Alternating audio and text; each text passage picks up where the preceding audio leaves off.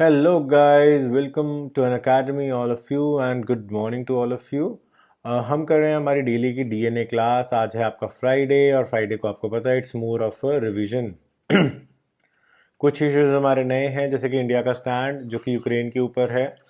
United Nations की जो security council की मीटिंग थी उसके अंदर हमें वो देखना है। साथ ही साथ यूक्रेन के जो प्रेसिडेंट हैं वो क्या कह रहे हैं वो देखना है। इसके अलावा हमारा जो सुप्रीम कोर्ट है वो कॉन्स्टिट्यूशनल बेंचेस की लाइव स्ट्रीमिंग की बात करता है।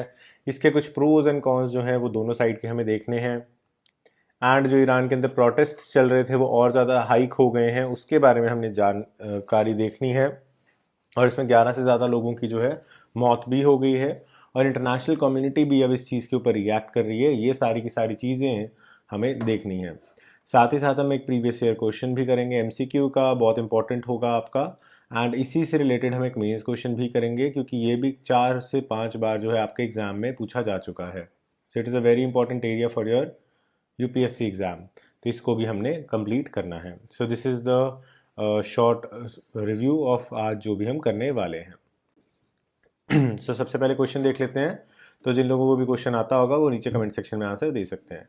2011 में यूपीएससी ने एक एग्जाम पूछा था, with what purpose is the government of India promoting the concept of mega food parks. तो मेगा फूड पार्क्स के पीछे भारत की सरकार का क्या ऑब्जेक्टिव है? To provide good infrastructure facilities for the food processing industries, यानी कि फूड प्रोसेसिंग इंडस्ट्री को इंफ्रास्ट्रक्चर प्रोवाइड करना।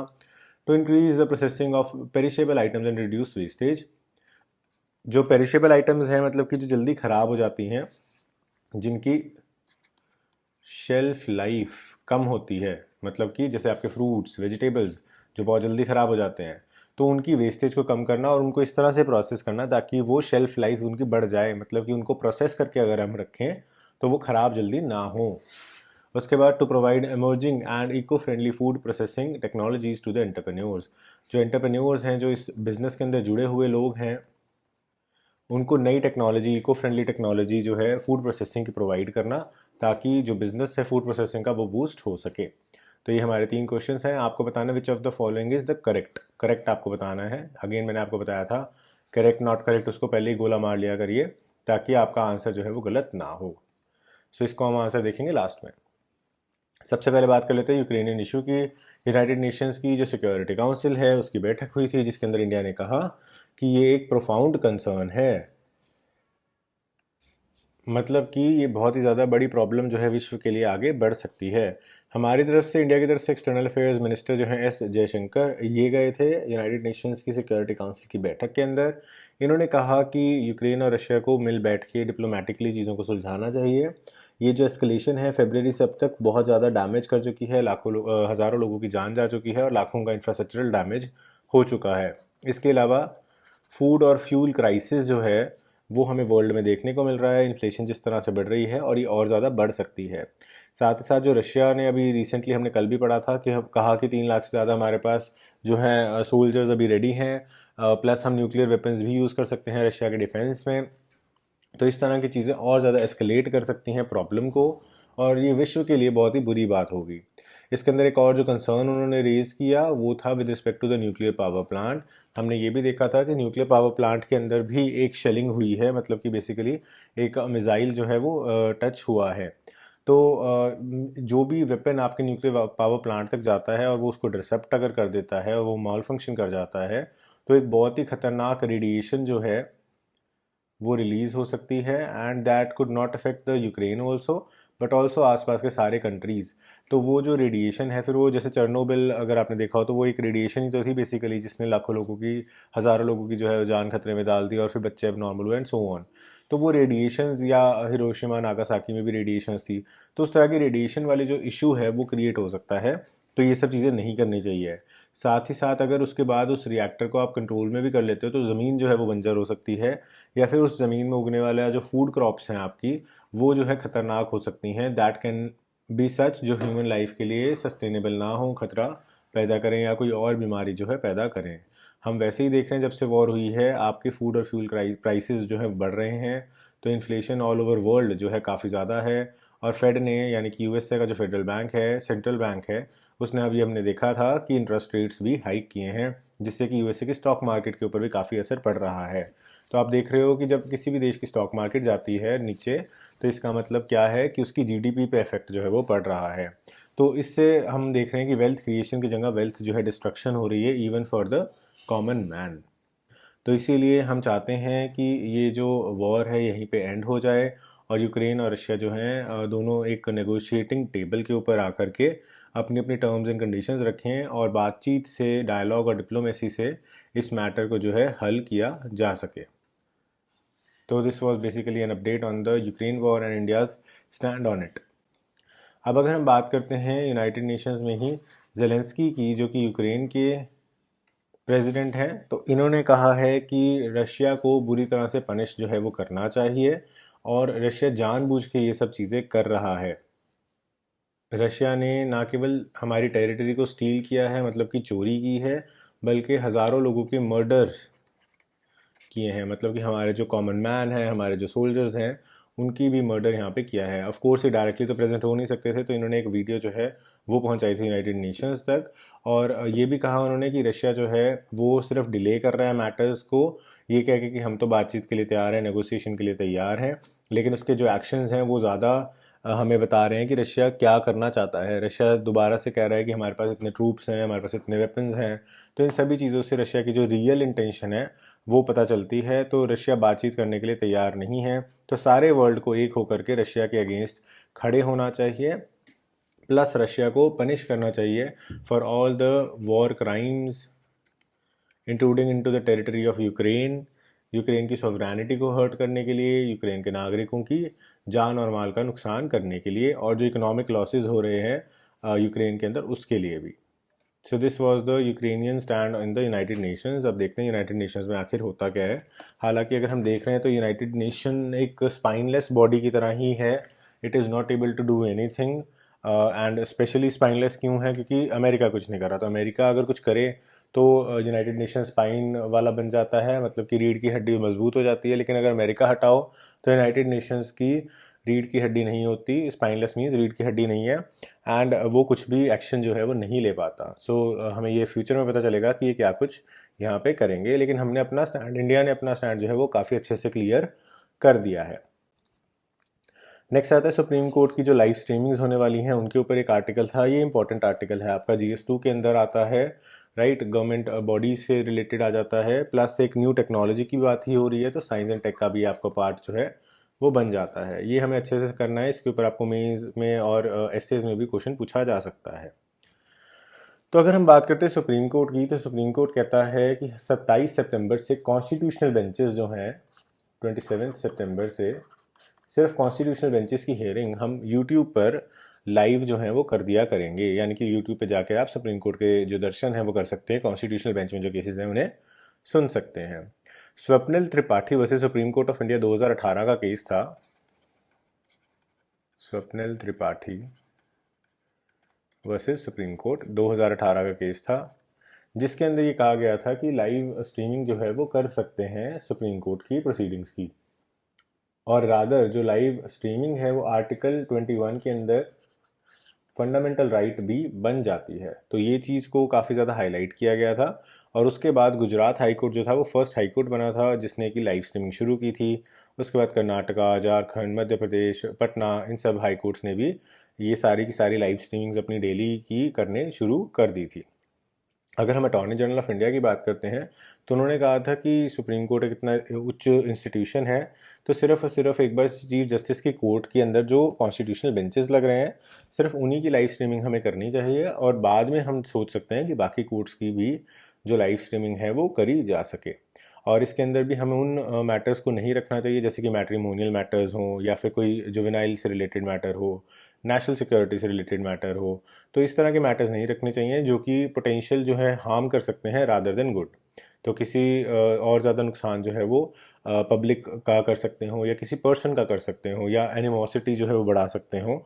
फॉर एग्जांपल जैसे ज्ञानवापी वाला केस है, अगर उस तरह का कोई केस है तो जहाँ पे हेट कमेंट्स आ जाएं या कुछ आ जाए, तो उस तरह की चीज़ों से सुप्रीम कोर्ट रिफ्रेन जो है वो कर सकता है।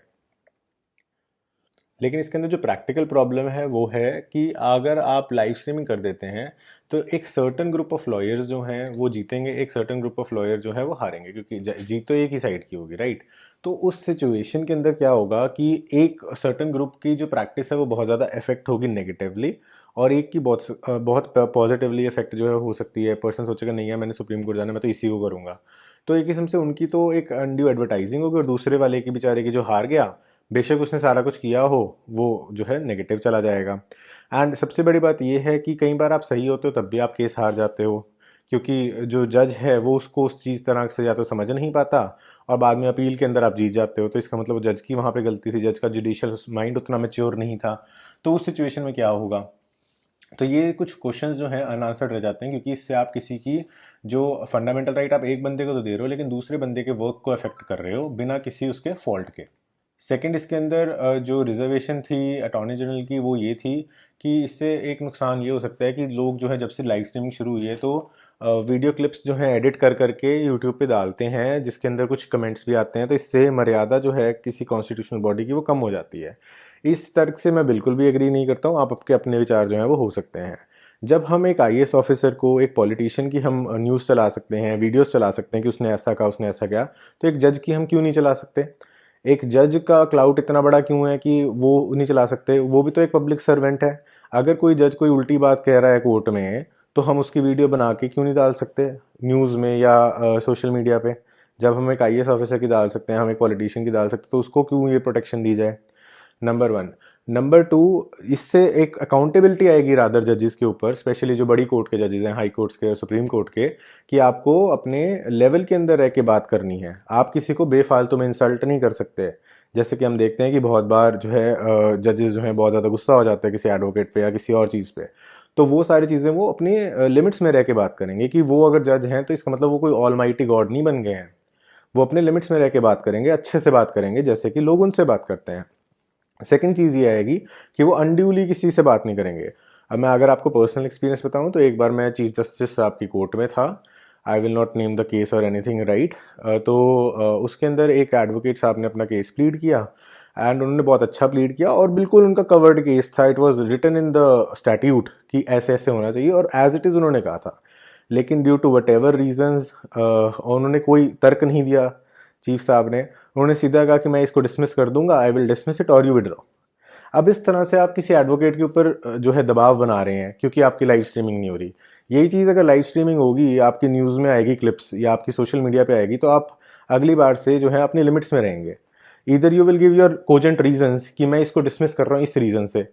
अदरवाइज आप वकील के ऊपर दबाव बनाने का क्या मतलब है कि आप डिसमिस करो, आप इसे विड्रॉ करो वरना मैं डिसमिस कर दूंगा। If you have something to dismiss, you write your reasons, you explain to him ना कि उसकी गलती क्या है, whether he where he is wrong. वो पटिशनर को जाके क्या जवाब देगा? वो अपने क्लाइंट को क्या जवाब देगा? आपने तो किसी को जवाब देना नहीं, क्योंकि आपने तो कह दिया जी ओहो ये तो विड्रॉ होगी, तो हमें तो इसका आंसर देना नहीं। If you have the guts, if you have a law point, you tell the advocate कि you are wrong here and there for I want to dismiss it और यू विड्रॉ, तब तो बात है। आप कुछ बता नहीं रहे हो उसे कि तू क्या रहेंगे, कि क्यों क्यों गलत है। आप कह रहे हैं कि नहीं आप विड्रॉ कर लो। तो इस तरह की जो एटीट्यूड है, नेगेटिव एटीट्यूड वाले जजेस हैं, जिनको आई डोंट नो कि जल्दी से फाइलें ख़त्म करने का शौक़ है, इसलिए इस तरह का काम करा जाता है कि नहीं जी हम तो नहीं करते, ठीक है तुम विड्रॉ करो विदाउट गिविंग एनी रीजंस। तो वो सारी की सारी ट्रांसपेरेंसी जो है वो इंश्योर होगी।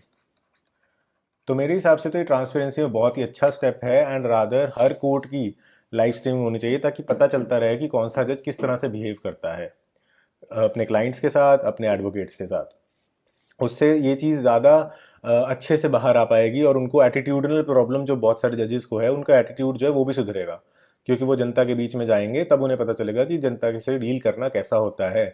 आप तो कुर्सी पे बैठे हैं, आप देखिए क्लाइंट के साथ डील करना कैसे होता है। अब उस एडवोकेट की क्या गलती है जिसका क्लाइंट बिल्कुल ठीक था, उसने प्लीड बिल्कुल ठीक किया है, उसने कोई कमी नहीं छोड़ी, उसने कोई इंग्लिश में गलती नहीं की, उसने कोई लिखने में गलती नहीं की, लेकिन फिर भी चीफ साहब बोल रहे हैं कि नहीं आप इसके विड्रॉ करिए या फिर मैं डिसमिस करूंगा, और डिसमिसल का रीज़न बता नहीं रहे कि वेयर ही इज़ रॉन्ग। या तो आप रीज़न बताइए कहाँ पे आप रॉन्ग हैं। अदरवाइज हैव द गट्स, आप पास करिए एक order, give a well reason order कि मैं ये पिटीशन इसलिए कारण से नहीं बनती, वो अगला सुप्रीम कोर्ट तो जा सकता है, विड्रॉ के बाद तो उसको फिर यहीं पे आना पड़ेगा। सो इस तरह का एटीट्यूड वाले जो जजेस हैं, इनकी ट्रांसपेरेंसी इंश्योर करवाना ज़्यादा इंपॉर्टेंट है। तो मैं तो इसको 100% सपोर्ट करता हूँ कि इस तरह की वीडियोस बननी चाहिए, न्यूज़ में भी आनी चाहिए और सोशल मीडिया पे भी आनी चाहिए, ताकि लोगों को पता चलता रहे और इनकी भी जो आप कह सकते हैं साख है वो लोगों में गिरे अगर ये इस तरह की कोई बात करते हैं। रिसेंटली आपने देखा ही था जस्टिस सूर्यकांत वाला इशू जो इतना ज़्यादा बना था। अब उस ऑर्डर में भी आप देखिए टोटली गलत ऑर्डर था, बात कुछ और हो रही है, वो कुछ और कह रहे हैं। बात थी क्लबिंग ऑफ एफआईआर की। क्लबिंग ऑफ एफआईआर आपका स्टैट्यूट प्रोवाइड करता है, उसके अंदर आप कुछ और कमेंट्स पास कर रहे हैं। फिर जब सोशल मीडिया पे सारी चीज़ें घूमी तब उनको शायद अकल ठिकाने आई होगी और उसके बाद उन्होंने कर दी। तो these things are important for transparency. I suppose इनको जितना ज़्यादा शील्ड कर रहे हैं उतना ही ज़्यादा दिमाग ख़राब हो जाता है किसी भी जुडिशियल बॉडी का या एग्जीक्यूटिव बॉडी का। तो सेम चीज़ यहाँ पे आ जाती है, right. And even there was an article in the newspaper जिसमें ये कहा गया था कि judiciary is becoming more executive than executive itself, right. तो एग्जीक्यूटिव वाले जैसे बस फाइलें पड़ी हैं कुछ नहीं करना, ठीक है, उस तरह से काम करती है, उसी तरह से जुडिशरी भी काम करने लग जाएगी। तो it is a very important step in transparency. And rather जो भी कोर्ट्स हैं जिन्होंने, जैसे इसके अंदर हमने काफ़ी सारे स्टेट्स ने तो कर दिया, लेकिन जिन जिन स्टेट्स ने नहीं किया, जैसे पंजाब हरियाणा हाई कोर्ट ने नहीं किया, दिल्ली हाई कोर्ट ने नहीं किया, इन सबको भी लाइव स्ट्रीमिंग जो है ऑन कर देनी चाहिए, ताकि ये भी अपने वेल मैनर्ड वे में जो है बातें कर सकें। अगर हम अदर कंट्रीज़ की बात करें तो यूनाइटेड नेशंस के अंदर जो हैं ये कुछ प्रोविजंस हैं लाइव स्ट्रीमिंग के, बट ओरल आर्ग्यूमेंट्स उसके अंदर इंक्लूड नहीं हैं। इसी तरीके से ऑस्ट्रेलिया के अंदर भी अलग अलग कोर्ट्स के अलग अलग नॉर्म्स हैं। कनाडा के अंदर जो है वो ऑफिशियल चैनल के थ्रू किया जाता है एंड सो ऑन। अगर यूके की बात करते हैं, जहाँ से हमने अपना सिस्टम लिया था, लीगल सिस्टम लिया था, तो वहाँ पे 1 मिनट डिले के साथ जो है ऑफिशियल सुप्रीम कोर्ट की वेबसाइट के ऊपर जो है प्रोसीडिंग्स चलती हैं 1 मिनट डिले के साथ। So these are the main things and concerns. आपको भी बताना चाहिए कि क्या इस तरह की वीडियोस जो हैं सोशल मीडिया वगैरह पे डालने में क्या गलती लगती है, क्योंकि एजी साहब कहते हैं नहीं जी, उन लोगों को तो पनिश करना चाहिए, इससे जो है अनऑथराइज रिप्रोडक्शन हो जाती है कंटेंट की कोर्ट के, और पब्लिक व्यूअरशिप के लिए ये जो है ऐसा करा जाता है। अरे पब्लिक व्यूअरशिप के लिए तो फिर आईएएस और पॉलिटिशियंस की भी वीडियो डाली जा रही है, न्यूज़ में भी डाली जा रही है, तो पब्लिक व्यूअरशिप के लिए तो है। तो उसमें क्या गलत है? अगर आपको लगता है कुछ गलत है तो आप नीचे कमेंट सेक्शन में ज़रूर बताएगा। It will be enlighten chat. Moving on to the next. Iran के अंदर हमने पढ़ा था कि प्रोटेस्ट होने लग गए थे जब से वो 22 ईयर ओल्ड लेडी की डेथ जो है हुई है, because she was not wearing हिजाब प्रॉपरली। मॉरल पुलिस अगेन अपने एलिगेशन जो है झाड़ रहे हैं, वो कह रहे हैं कि हमने कुछ नहीं किया, डिटेंशन सेंटर में भी कुछ नहीं हुआ, हमने कोई मारपीट भी नहीं की और वो हार्ट अटैक से मर गई। लेकिन सबको सच्चाई पता है। तो इंटरनेशनल लेवल पे भी अब यहाँ पे जो प्रोटेस्ट हैं वो हो रहे हैं और वुमेन राइट ऑर्गेनाइजेशंस भी इसमें आगे आ रही हैं। और एक नया जो पूरा का पूरा सिनारियो सामने आया है, उसके अंदर जो ईरानियन वुमेन हैं वो हिजाब को जला रही हैं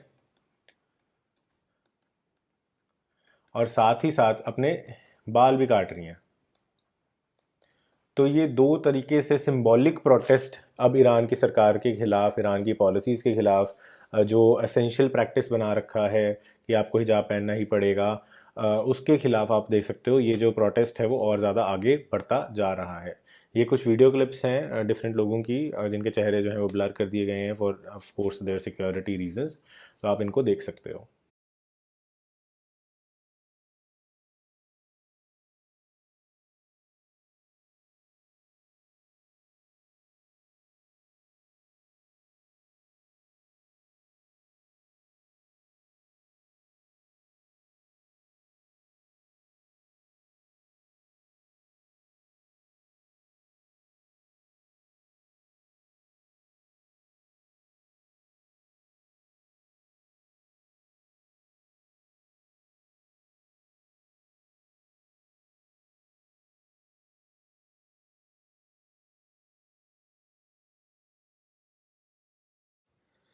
तो आपने क्लिप्स में देखा किस तरह से लोगों के मन में रोष है कि इस तरह से किसी की भी जान इतनी सस्ती है जस्ट बिकॉज उसने कोई मॉरल ऑब्लिगेशन भी क्या, एक बेसिकली रिलीजियस ऑब्लिगेशन भी नहीं है देखा जाए तो, बट स्टेट ने कह दिया करना है तो उसके कारण से है, राइट।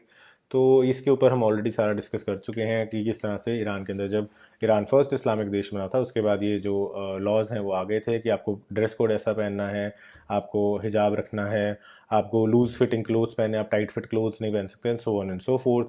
तो स्ट्रिक्ट ड्रेस कोड जो है इसके लिए मॉरल पुलिस बनाई गई थी, जो कि इनको ध्यान रखती थी कि हर एक लेडी जो है इसको फॉलो करे, और अगर कोई फॉलो नहीं करती थी तो उसे डिटेंशन सेंटर में डाल दिया जाता था। हमारा जो एमसीक्यू था उसका आंसर डिस्कस कर लेते हैं। तो इसका आंसर है बी, यानी कि फर्स्ट एंड सेकंड स्टेटमेंट जो है ये करेक्ट है। यानी कि it provides good infrastructure facility for the food processing industries और increasing the processing of perishable items, ताकि उनकी जो वेस्टेज है वो कम हो सके। इसीलिए हमने मेगा फूड पार्क वाली जो स्कीम है इसको बनाया था। इसके अंदर कोई भी इको फ्रेंडली प्रोडक्ट्स की या टेक्नोलॉजीज़ की बात नहीं है, तो ये वाली स्टेटमेंट जो है इनकरेक्ट थी। तो हमारा फर्स्ट एंड सेकंड स्टेटमेंट जो है करेक्ट है, तो ये हमारा ऑप्शन बी जो है वो करेक्ट आंसर हो जाना था। अब अगर मेंस की बात करें तो मेंस में फूड प्रोसेसिंग से रिलेटेड बार बार क्वेश्चंस जो हैं आए हैं 2019 में, 2020 में, 2019 में फिर से और 2022 में। तो लगातार इसमें से क्वेश्चन जो है वो आते रहे हैं। तो इन क्वेश्चंस को एक बार डिस्कस कर लेते हैं, फिर आप इसका आंसर जो है मुझे टेलीग्राम पे भेज सकते हैं या नीचे कमेंट सेक्शन में लिख सकते हैं। Discuss the factors for localization of agro based food processing industries of the north west India. ठीक है, नॉर्थ वेस्ट इंडिया में एग्रो बेस्ड फूड प्रोसेसिंग की बात करता है। सेकंड है challenges and opportunities in the food processing industry and how can income of the farmers be increased. तो हमने बार बार सुना था कि फार्मर्स की इनकम डबल करना चाहती है गवर्नमेंट ऑफ इंडिया, तो वो चीज़ यहाँ पे आप जो है लिख सकते हैं थ्रू फूड प्रोसेसिंग, क्योंकि शेल्फ लाइफ बढ़ जाएगी, पेरिशेबल आइटम्स जो है उनकी शेल्फ लाइफ बढ़ जाएगी, तो वेस्टेज कम हो जाएगी एंड सो ऑन। उसके बाद elaborate the policy taken by the government of India to meet challenges for food processing. तो अब इसके अंदर गवर्नमेंट ऑफ की जो पॉलिसीज है, जैसे अभी ये मेगा पार्क हमने पढ़ा, ठीक है, ये सारी की सारी चीज़ें आप यहाँ पे लिख के गवर्नमेंट पॉलिसीज़ के पॉइंट ऑफ व्यू से हम फूड प्रोसेसिंग को कैसे इंक्रीज़ कर रहे हैं उसकी बात करते हैं। उसके बाद scope and significance of food processing industry in India. तो आप देखें तो चारों के अंदर अगर हम क्रक्स देखते हैं तो सेम ही आंसर आपका आ रहा है, सिर्फ एक जगह पे लोकेशन बेस्ड आ गई, एक जगह के ऊपर आपकी गवर्नमेंट पॉलिसीज़ के ऊपर ज़्यादा प्रेशर आ गया, और एक जगह के ऊपर ये आ गया कि इसका स्कोप है कितना, इसके अंदर कितनी ग्रोथ हम कर सकते हैं with respect to employment, with respect to income of farmers, with respect to manufacturing activities, plants, है ना, वो सारी की सारी चीज़ें इसमें आ जाती हैं। सो आप इसका आंसर जो है नीचे लिख के भेज सकते हैं। So this was it for today's daily news analysis. तो आज का हमारा डेली न्यूज़ एनालिसिस कंप्लीट होता है। आई होप आपको वीडियो अच्छी लगी होगी। अच्छी लगी तो लाइक, सब्सक्राइब एंड शेयर ज़रूर कीजिएगा। एंड साथ ही अगर आप यूपीएससी की अच्छे से प्रिपरेशन करना चाहते हैं तो यूपीएससी का जनरल स्टडीज़ का सब्सक्रिप्शन ज़रूर लीजिए। इसके अंदर आपको प्लस, आइकॉनिक और लाइट तीनों तरह के कोर्सेज मिल जाते हैं। प्लस के अंदर आपका फुल कोर्स रहता है, आइकॉनिक के अंदर आपको फुल कोर्स प्लस एक लाइव 1-on-1 मेंटरशिप मिल जाती है, जो कि आपकी स्ट्रैटेजी बिल्डिंग में कोई भी डाउट सेशन है, कोई भी गाइडेंस चाहिए एग्जाम रिलेटेड किसी भी टाइम पे, आप उनको कॉन्टैक्ट करके हासिल कर सकते हैं। एंड लास्टली, अगर आप ऑलरेडी प्रिपेयर कर चुके हैं लेकिन आपको किसी भी रीज़न से सक्सेस नहीं मिल रहा है, then you can opt for a light course. इसके अंदर आपको जो टेस्ट सीरीज़ हैं, रिवीजन क्लासेस हैं, उसका एक्सेस जो है वो मिल जाता है। एंड अगर आप जो भी कोर्स लेते हैं उसका स्क्रीनशॉट ज़रूर भेजिएगा, so that you can connect with me also. जो भी कोर्स आप चूज़ करते हैं उसके अंदर पूरे पैसे देने की ज़रूरत नहीं है। आप यूज़ करिए मेरा कोड ANI7, ये मेरा रेफरल कोड है। इसको आप यहाँ पे डालेंगे तो प्राइसेस जो हैं 10% से डिस्काउंट हो जाएंगे किसी भी कोर्स में, किसी भी ड्यूरेशन के कोर्स में।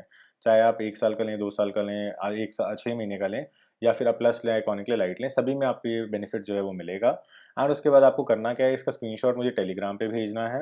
Once you send me on Telegram, I will add you to my group. And उसके बाद आपको कोई भी डाउट्स हों, कोई भी गाइडेंस चाहिए हो with respect to Unacademy, या कोई भी और हेल्प चाहिए हो विद रिस्पेक्ट टू रिसोर्सेज या एन अकेडमी से रिलेटेड, या कोई आपको नोट्स चाहिए, तो वो सारी चीज़ें मैं आपको हेल्प कर पाऊंगा। So this was it for today's video. I hope you like this video और आपको कुछ जानने को मिला होगा। So thanks for watching, have a nice day.